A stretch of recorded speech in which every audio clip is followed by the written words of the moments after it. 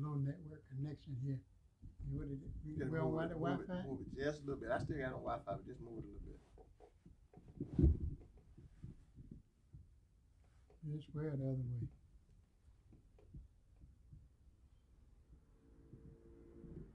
It's on though. It's on. Assalamu alaikum. Welcome to Al-Islam Worldwide Ministry Presents. We have been away from our program for a couple of weeks now. This is our week and a half back after the hurricane we had in this area.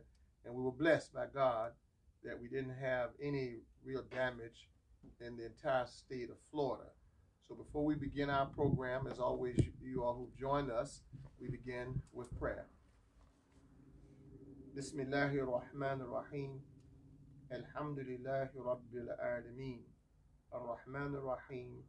Maliki Yawmiddin. Iyaka na'budu wa iyaka nasta'in. Ihdina as-siratal mustaqim. Siratal ladhina an'amta alayhim. غير المغضوب عليهم ولا الضالين. Ameen. And we translate from Abdullah Yusuf Ali, the first chapter of the Quran, opening chapter titled Al-Fatiha. With God's name, the merciful benefactor, the merciful redeemer. All praise belongs to God, the cherisher and sustainer of all the systems of knowledge. The merciful benefactor, the merciful redeemer. Soul master on the day of judgment. Thee alone do we worship, and thee alone do we seek for aid and assistance. Guide us along the path that is straight, the path of those whom thou hast bestowed thy favors and thy grace, not the path of those who have earned your displeasure, nor of those who go astray. We say, Ameen. I've read to you Al-Fatiha, the opening chapter of the Quran, chapter 1. Again, thank you very much for joining us on Al-Islam Worldwide Ministry. This segment, we're continuing with the Islamic perspective on race and racism. And I want to introduce my guest to my right, Cam Nelson. Welcome. Assalamu alaikum. Lazette SALEEM. Assalamu alaikum. To my left, TERESA ABDULLAH. Assalamu alaikum. And to your husband, my friend, Dr. RASHEED ABDULLAH. Welcome. Assalam. We got a new greeting. We welcome all of you all and welcome you all on Facebook Live with us. And we say Assalamu alaikum to the Muslims in the United States of America and around the world. And I want to personally thank so many of you for making us your choice on Thursday nights live on Al-Islam Worldwide Ministry, and so many of you all who watch our programs as we post them later, and also our YouTube channel. Now, don't forget our YouTube channel, Al-Islam Worldwide Ministry, and we encourage you to subscribe. So when you go on to the YouTube channel, you can subscribe to our channel, Al-Islam Worldwide Ministry. Now, if we lose you, this is always our in-house notice to you. If for whatever reason we have a loss of connection or we lose this feed, don't worry. We will go immediately to the recording, record it, and post it up later on our Facebook page and also on YouTube. So we welcome all of you, the Muslims, Assalamu alaikum, our Christian brothers and sisters and family members. Peace be with you. Our Jewish brothers and sisters, we say to you, Shalom. Now, before we get started into our segment tonight, we've had yesterday, as most of us know, the nation and the world, was the 18th observance year of the 9/11, the tragic incident that took place 2001, about 18 years ago, where so many lives, more than 3,000 lives, were lost in that tragic event. So we want to honor those people that lost their lives and their surviving family members with a moment of silent prayer.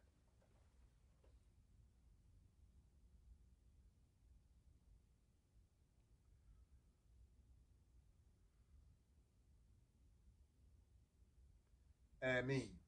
And our hearts are always with those of you all who lost your family members in that tragic, horrific attack on the United States of America about 18 years ago. And Allah rest the souls of those who are deceased. Now, we've had another tragedy. We all are witnessing devastation, actually, a catastrophic devastation. And God blessed us to avert the Category 5. He spared us here in the whole state of Florida because we were nervous, just like everybody else was. And unfortunately, it devastated the islands, certain islands in the Bahamas, Abaco, certain parts of Freeport, and others. And we have one of our members here, but before I have her to speak, we want to have a moment of silent prayer for those who lost their lives and those that haven't even recovered yet. From what I understand, there's more than 50 people now that have lost their lives that they have recovered. So we want to have a moment of silent prayer for them too.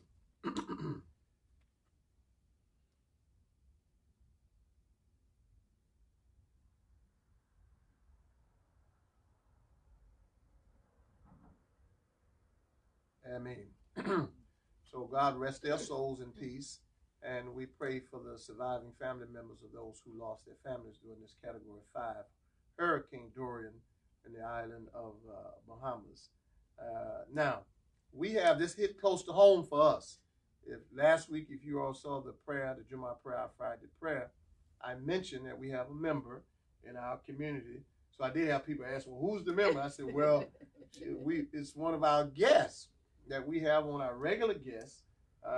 Teresa Abdullah, her family is from the Bahamas, live in the Bahamas, and she's been keeping us abreast. So what I asked her to do, because so many of you all wanted to know about what happened with us in Florida. We were fine, by the grace of Allah. But we have our sister here who's a regular on Al-Islam Worldwide Ministry, and her husband, my friend, Dr. Rasheed Abdullah. So I've asked her to share with us tonight, before we get started, what's going on in the Bahamas, and what can we do to help? When we see this Al-Islam Worldwide Ministry, one of the reasons we started this, and my partner Abdullah Shah, we were talking about what we want to do, not just have a program for talking and give, nothing wrong with that, because we want to explain our religion. But when we have tragedies like this, we want to be a part of those organizations that step forward and help out. And we've done that. As you know, we've sent some clothes and some water and some other things with members in the mosque. So Teresa Abdullah, can you please share with our audience how things are in the Bahamas? Well, as you see on the news, things are pretty devastating to Abaco, Marshland, and the other surrounding islands of the Bahamas. So they're in desperate need of anything that you can send: clothing, hygiene, water, monetary funds, if you will. Every donation is appreciated from everyone. We appreciate it all, my family, the Bahamian nation. We thank you all for all your kind words, your words of encouragement, and your inspiration. Continue to pray for the island, the members that are there on the islands. And as we speak, there seems to be another tropical storm forming. It seems to be taking the same path as Dorian. So please continue your prayers, your thoughts, your kind words are greatly appreciated. And you have family members. Can you tell us about your family members, brothers, sisters, cousins? I have a sister that's on Nassau and her family. I have cousins on Freeport. He lost his house and all of his media equipment. His name is David Mikey Media. And I have family on Andros Island. They were pretty much okay. But other families that lost everything, we ask that you continue to send your love and your support, your donations, whatever you can. Thank you. Yes, sir, Dr. Rashid. David Mackey, who she's speaking of, her cousin, he was the one that was he was speaking to the whole nation and kept people abreast of what was going on. And her sister and everything, she was doing the same thing. She's volunteering her services in Nassau now, even though she went through difficulty, they helped the others. Also, and I just want to chime this in because it's a wonderful, beautiful thing. Her brother works for Toyota.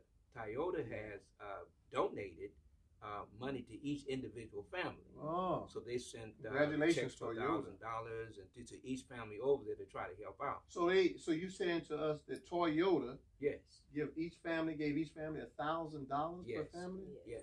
Yes. Wow, They're God doing bless that Toyota. right now. Yeah. And we're setting up ways where they could get the money because, you know, right there they don't have any ways of getting the money. So my wife has been working diligently. I'm surprised she's even up, trying to get that money there and making sure they got food. And she has a son here in Indiana going to school. Some of them have different children going here, so we've been getting in touch with them. And I just so happen to have family in Indiana, so we're making sure they get them food and we send them money, whatever they need, so that they can still function because they have no base there because mom's not in shape to send them. Yeah. And it's interesting you mentioned this, Dr. Rasheed, because it shows, and this is, you know, the subject matter we've been discussing, we discussed last week about this is before Dorian hit 2 weeks ago, actually not last week, but 2 weeks ago, race and racism. Well, the storm didn't choose sides. It didn't discriminate. That's right. It didn't discriminate. So everybody's in the same boat now. Everybody in the same situation. And I've been watching the news, and it doesn't matter whether you're European or African or black, using these color connotations, white. It doesn't matter. Everybody's devastated in that island, and everybody needs help. And then you see the humanity that comes across when people in tragedy and disasters like this. It's a beautiful thing. It's a beautiful thing to see and feel the outpour of many people, races. It doesn't matter denomination or anything like that. But it's a beautiful feeling.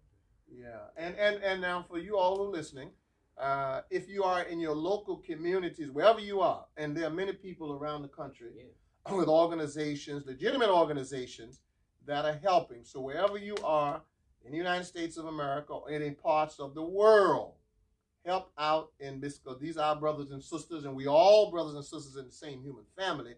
So when a tragedy happens anywhere of this magnitude or any type of this magnitude, all of us are feeling it in our soul. But we don't want to just have thoughts and pray. You thank us for that, and we know that helps. But I believe I read in the news, and you can confirm this for me. I saw it in the news here with the gentleman who bought 100 generators. $70,000 worth of generators. Now, was he from Jacksonville or he was from Jacksonville, Florida?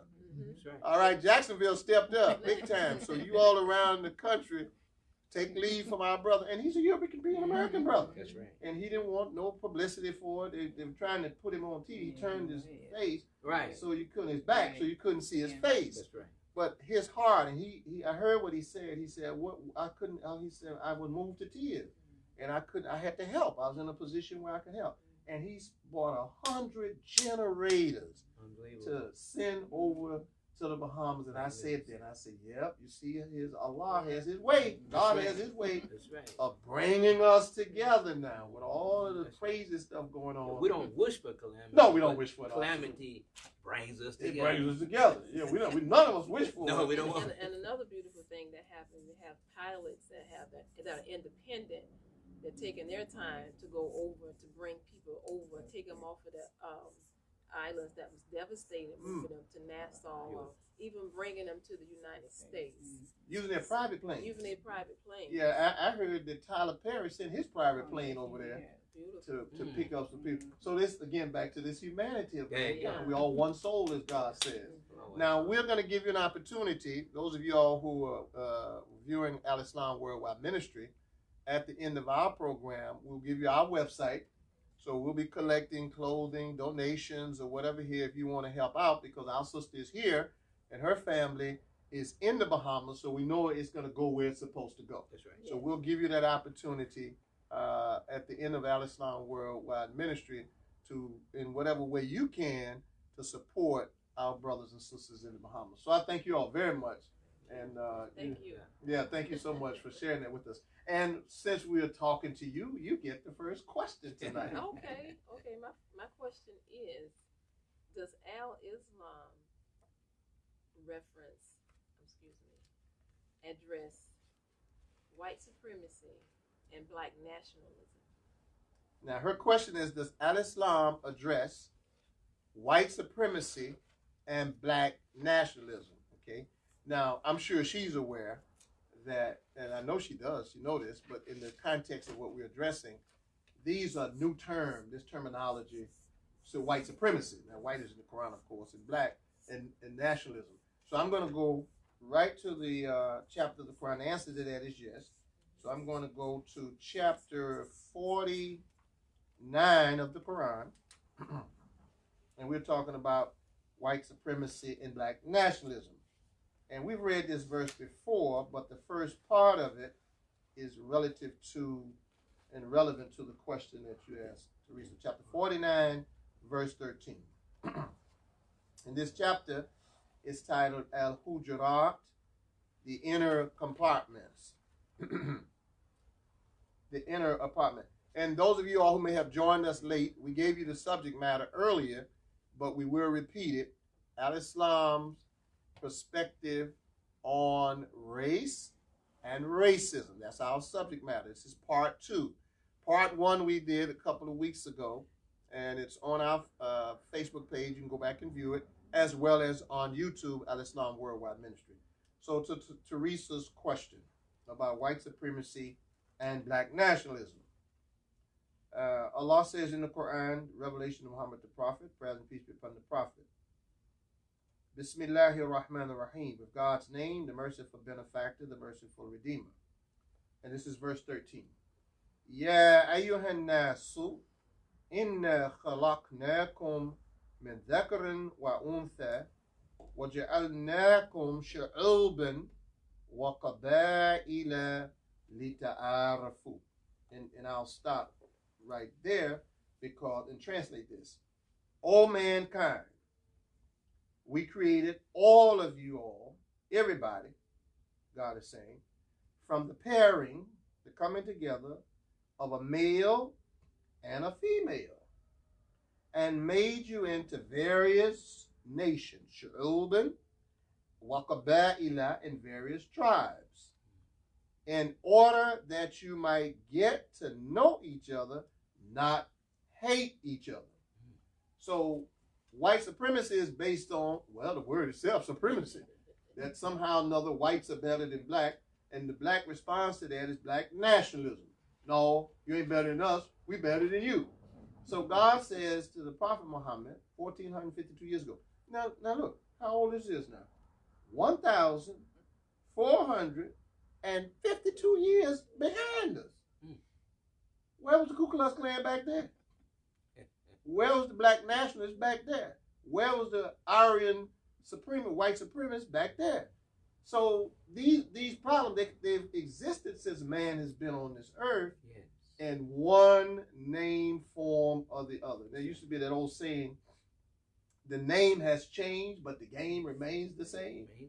So as long as man has been on this earth, according to Scripture, the Quran and the Bible, this idea and concept of one race, one group of people being superior and dominant over another. Hence to your question that you asked 2 weeks ago, Sister Lazette, about the origins of racism, and we went all the way back to the ancient Aryan and Dravidians. So God says to the prophet in the Quran 1,452 years ago, Teresa, that he made Shu'uban. So Shu'uban means nations, different countries. All right? Now God did this. And I'm going to read another verse for you. And to answer your question. And Kaba'ila. Now inside of the nations, we are allowed tribes. Now, new name for that. We don't use the word tribe today, hardly. It's ethnic group. That's right. See, our ethnic group. What is this Kaba'ila? It's the same thing in the Quran. But God tells us the purpose of this is not for one race to dominate another race. And how do we know? Because 2 weeks ago we mentioned the prophet in his last sermon said what? No Arab superiority. That's right. Over a non-Arab. Now remember I said these things existed way back there. Absolutely. So if the Quran was addressing it 1,452 years ago, and the prophet had to give that speech, that tells us what? That problem existed long before America was ever thought of. And the book is for all time. The book is for all time. That's right. So there'll always be some people on earth don't like the way you look now.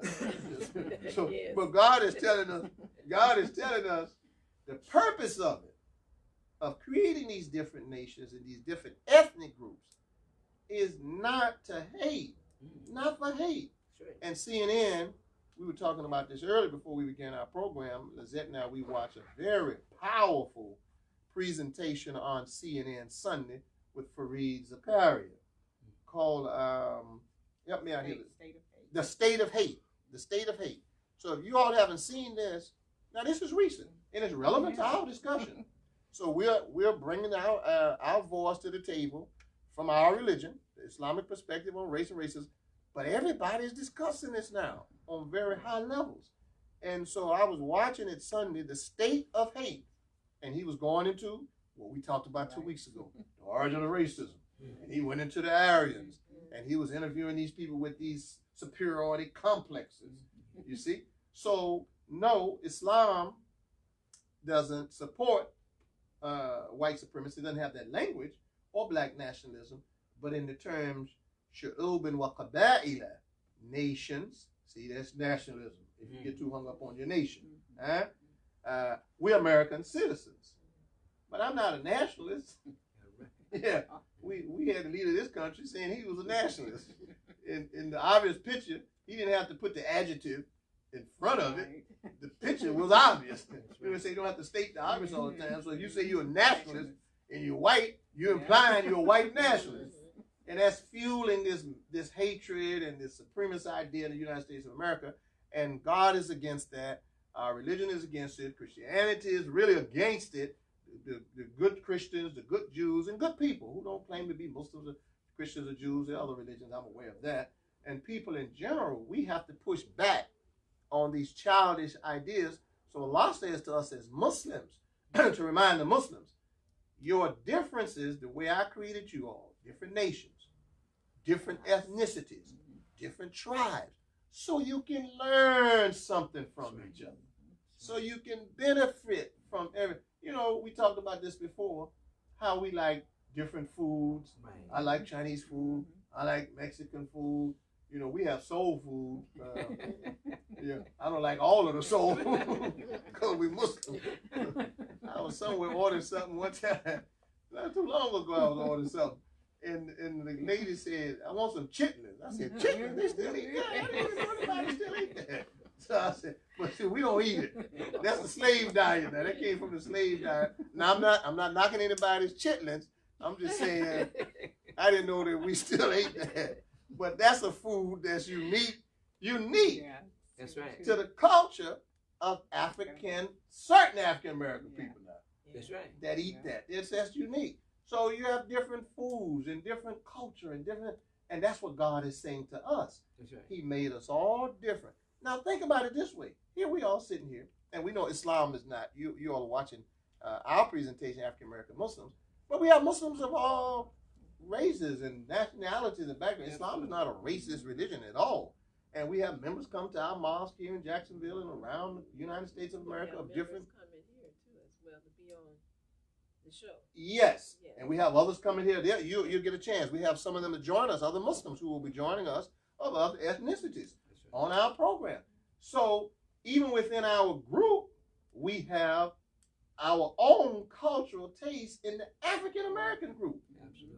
Down south, Louisiana, New Orleans, they're known for what? Gumbo, seafood gumbo, jambalaya. That's right. That's right. And that's within the African American group. So if you move across the country up north, certain thing, from Detroit, certain thing, Florida, we're known for seafood and other things. Yeah. You go to Texas, they're known for barbecuing. Now that's all within the same ethnic group, and that's what God said too. And we can make it halal. Yeah, absolutely, make it halal. Make it law, and halal means lawful now. So we want to tell you, it's meaning a certain way that our foods, particularly the meats, are killed. Like the Jews, kosher. Yeah. We have halal. Okay. So now the second verse I'm going to give to you, Sister Teresa, on your question. Chapter 40, verse 64. On this idea of white supremacy and black nationalism. And I won't have time to, not tonight, but we'll get to it at some point. I mentioned this 2 weeks ago, of how the Nation of Islam and the Honorable Elijah Muhammad, his response to white racism and supremacy in America. That's a subject matter all by itself. So verse 64,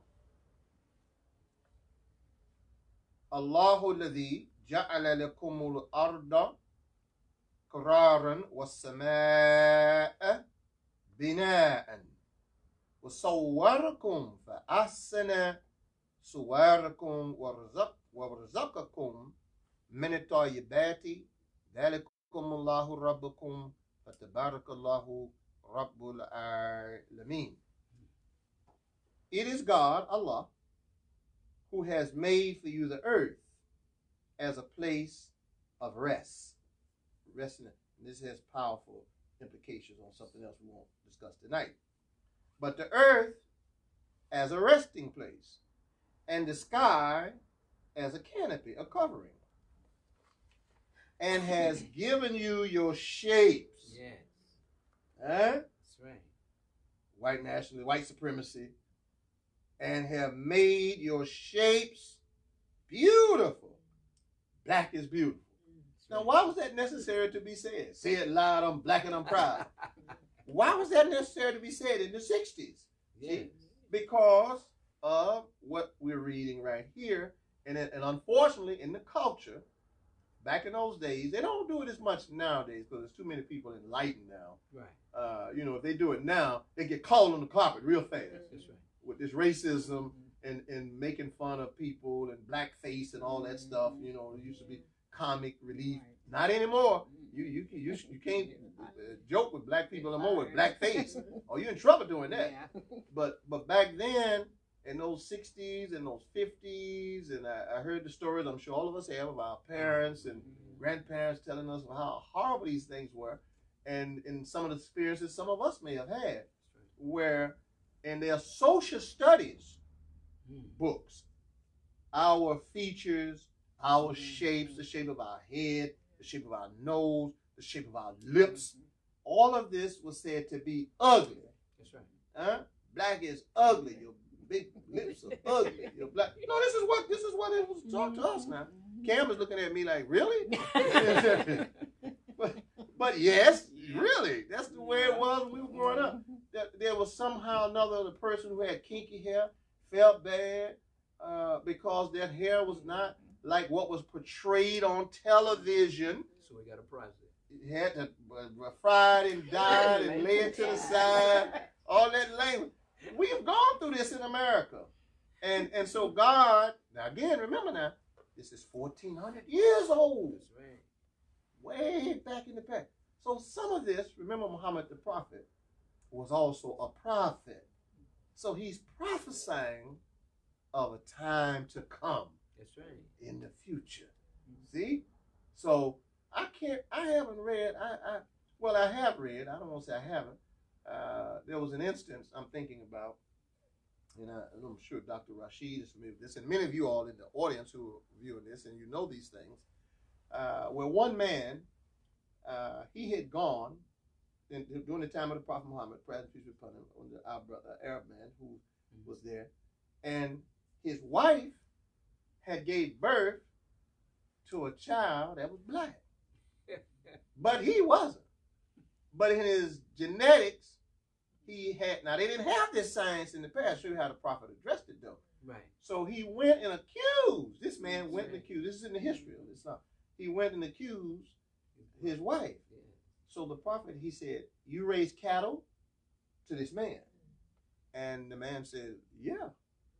He said, are all your cattle the same color? And the answer, the man, he understood it. No, I got white sheep and black sheep, white goat and black goat. Right. And they all come from the same mother. So he was trying, the prophet addressed it that way, is to say, look, and God says that in the portion of the Quran. Now, that was, we'll get to that maybe next week at some point, God willing, that you see the animals, they have colors like you too. Right. So the prophet, he told him, he said, well, what about the cattle that has the different colors coming from the same mother and the same father? And the man got the message. See? But now think about it. Here we are in the 21st century, and that's genetics.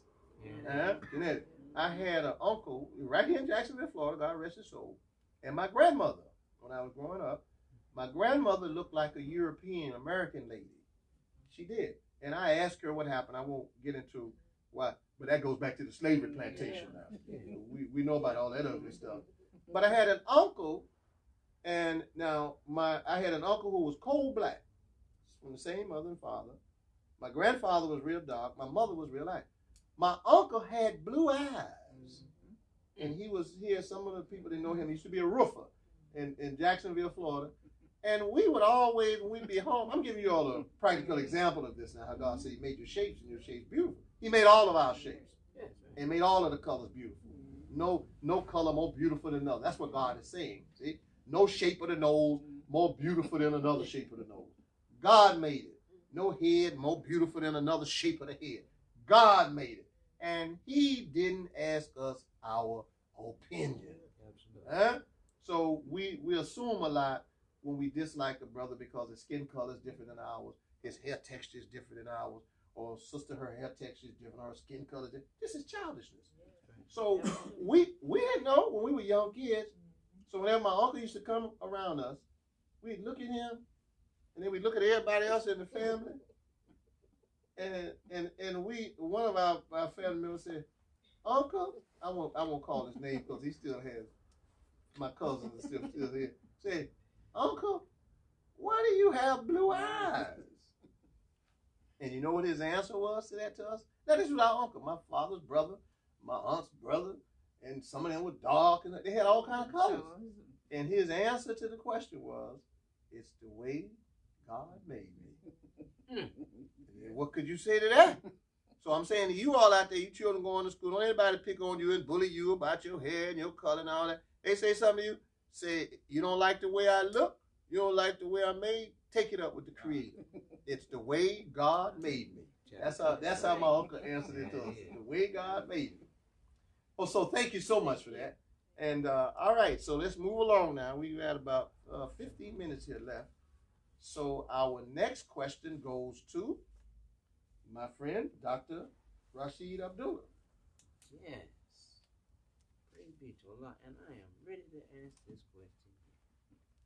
How does Al-Islam address the psychological damage to the individual as a result of white supremacy or inferiority complexes? White superiority, and it say white superiority and inferiority complex. Oh no, that's a big one.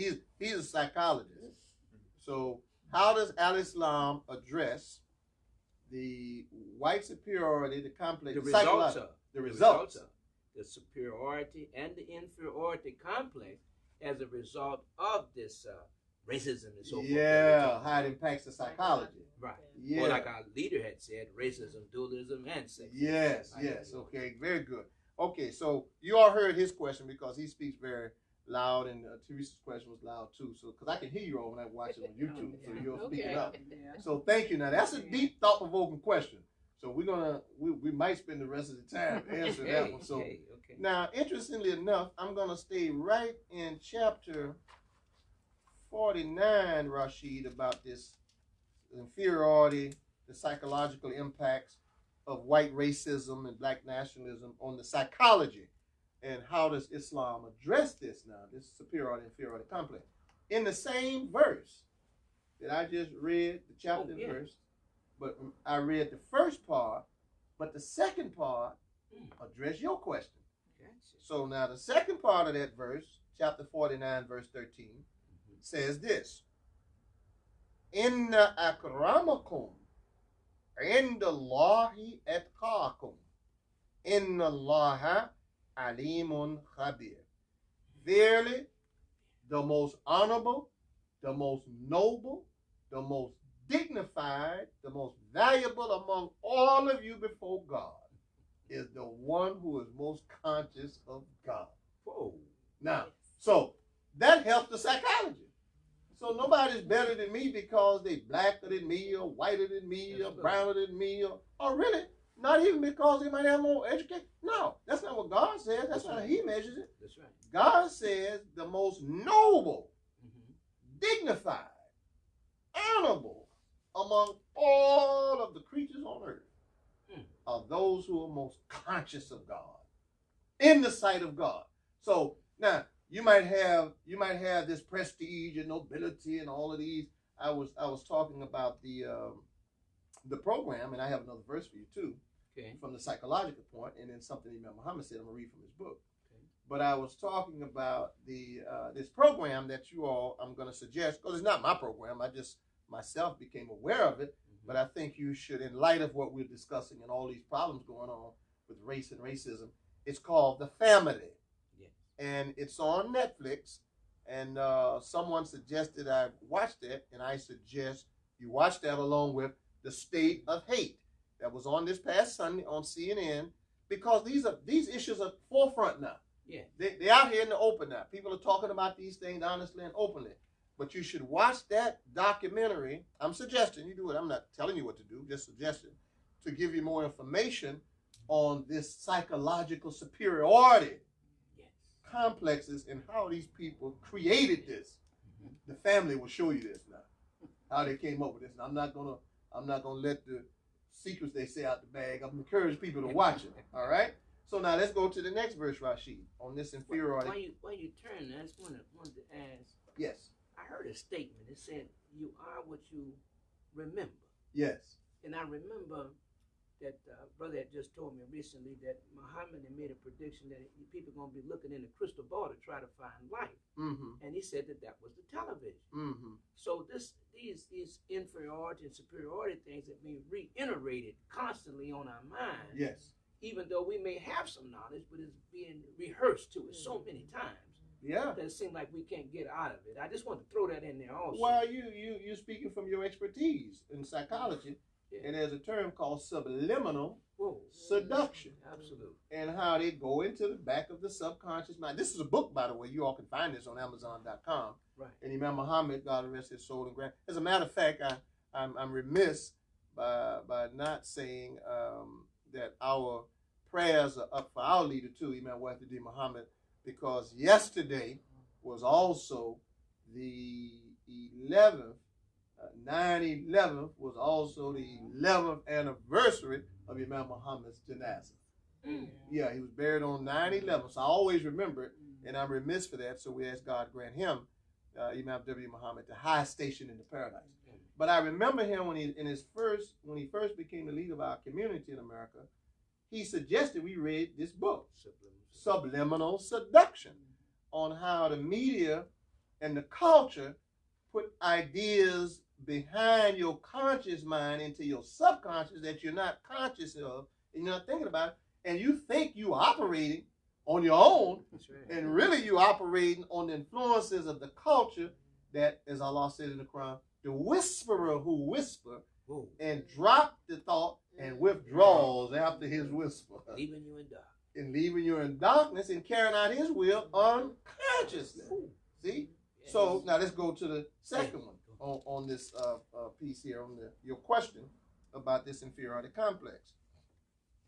Now, Allah says in the Quran, as you know, chapter 4, verse 1. Oh, yeah. يا أيها الناس اتقوا ربكم الذي خلقكم من نفس واحدة وخلق منها زوجها وبث منهما رجالا كثيرا ونساء واتقوا الله الذي تساءلون به والأرحام إن الله كان عليكم رقيبا. صدق الله العظيم. God the Mighty spoke the truth, and that suffices for all the verses I've read. O mankind, be regardful of your evolver, your guardian Lord, who created all of you. Min nafsin. That's the soul, that's psychology now, the psyche. Created all of you from a single soul, a single essence. Yeah. So now God is going beyond the flesh. Yes, absolutely. See? He's going beyond the blood and the bones. Going to the soul. Going to the soul, now the essence of the human being. Right. So when Imam Muhammad was explaining this in one context, that all of us are created with the same soul, well, there's no black way to cry. There's no white way to cry. Now you're laughing, right? Yes. See, there's no white way to laugh. The laughter comes from the soul. Happiness comes from the soul. What color is happiness? What color is joy? What color is sadness? Yeah. What color is grief? Yeah. You see? So all the babies born, Imam Muhammad explaining this now about this nafsin wahidatan. And you can appreciate this, and I'm sure you already know this. You know what the term for psychology is in the Quran in Arabic language? Nafsun ilm.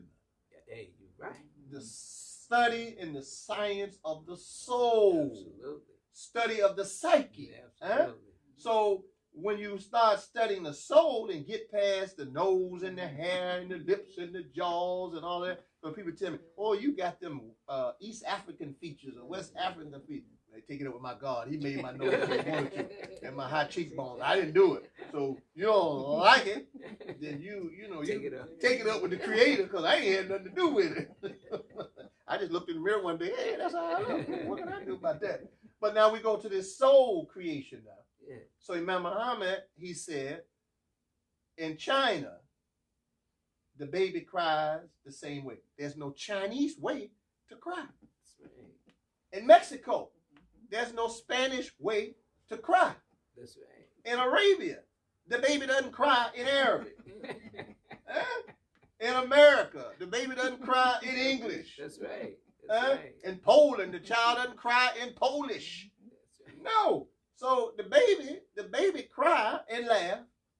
Universal language is one language, is the language of the soul that God says, I have created all of. So where's the superiority and inferiority? If we all have the same essence and the same soul, and nobody can say, well, my cry was in Spanish and yours was in Arabic. Really? When? Where? Show me that baby that cried. Born in Arabia. The child born in Arabia doesn't cry in its native tongue. It doesn't even know what the native tongue is. That's right. Because it has the essence, the natural nature that God has created for that baby. And that child in China doesn't cry in Mandarin.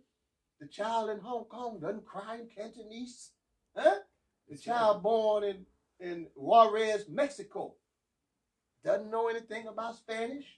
When it's born in the world, and that cry is universal all over the world. And so that's what God is saying to us. So where does the inferiority complex and the superiority complex come from, since the child wasn't born with it?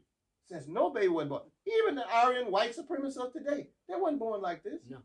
And the black nationalists run around talking about black power, the black man is God. And you wasn't born like that. Had to be initiated. That came from the environment, and somebody had to initiate that.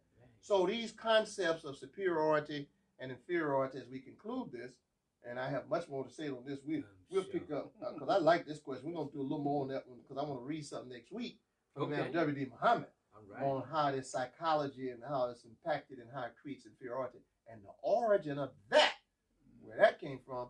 And for you all who may or may not be, I'm going to be reading from Message of Concern by Imam W. Muhammad next week, God willing. So thank you for that question.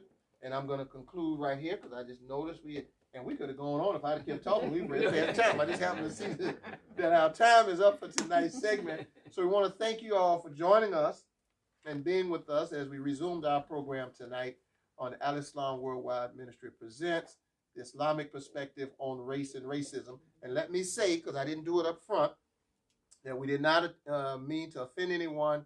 So if we offended anyone, we apologize. We are taught in our religion that matters are judged by intentions. So there was no intent to offend.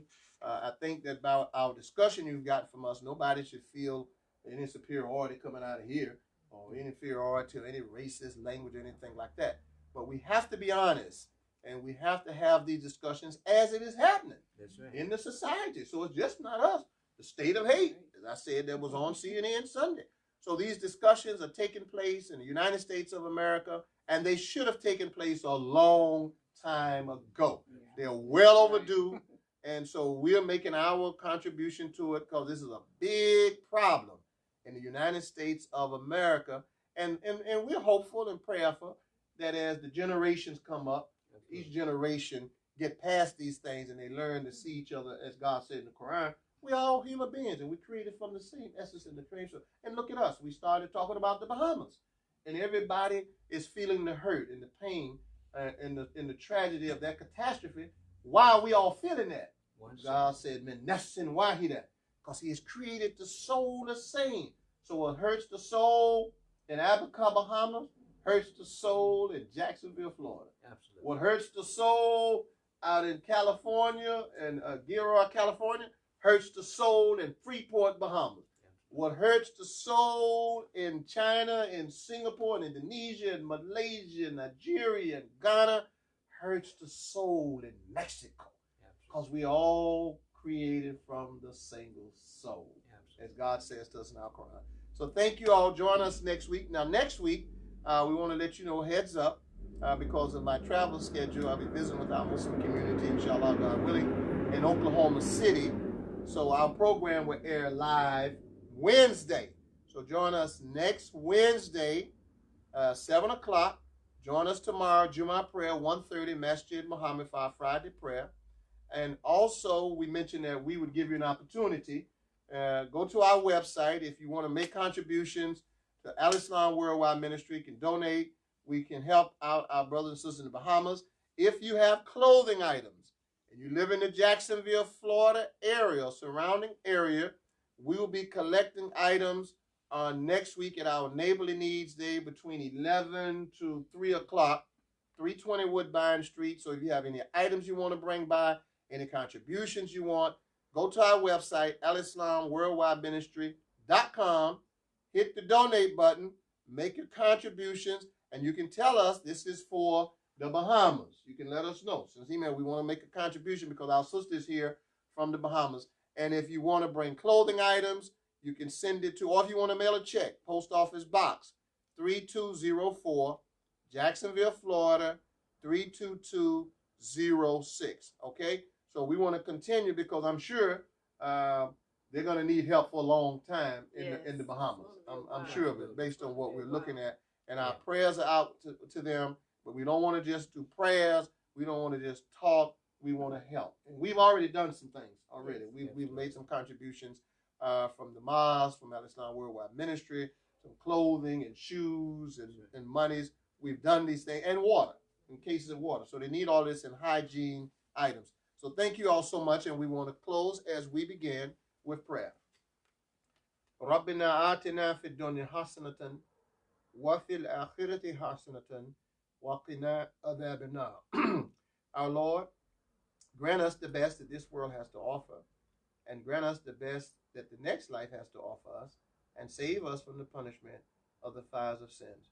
And oh, our Lord, please bring relief as you are to our suffering brothers and sisters in the Bahamas and wherever they're suffering all over the world. Amen.